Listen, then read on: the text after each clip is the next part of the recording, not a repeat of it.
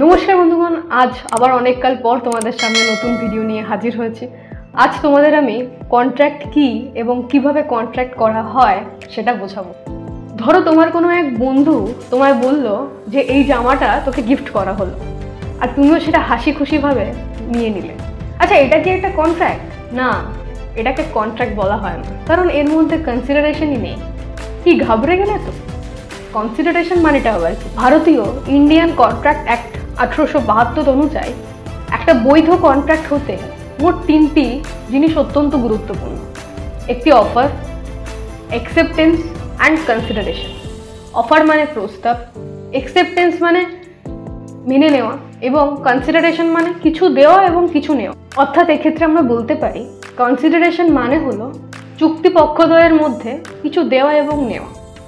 আমি তোমায় টাকা দিলাম আর তার বিনিময়ে তুমি আমায় কিছু পণ্য দিলে, এটাকে কনসিডারেশন বলা হয়।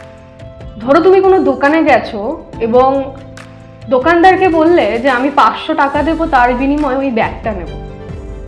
এখানে দোকানদার এবং তোমার মধ্যে একটা চুক্তি হলো, এটাকেই বলা হয় ভ্যালিড কন্ট্রাক্ট, যেখানে তুমিও কিছু পাচ্ছ এবং দোকানদারও কিছু পাচ্ছে।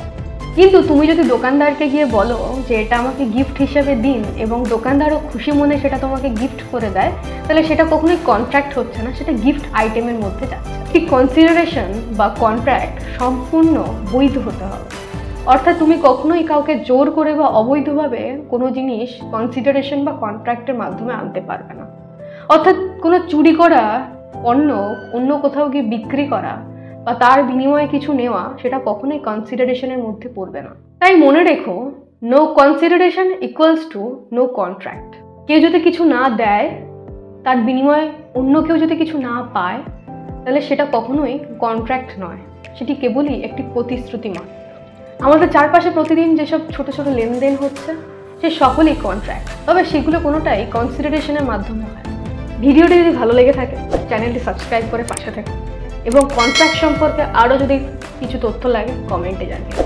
আজকের মতো এখানেই।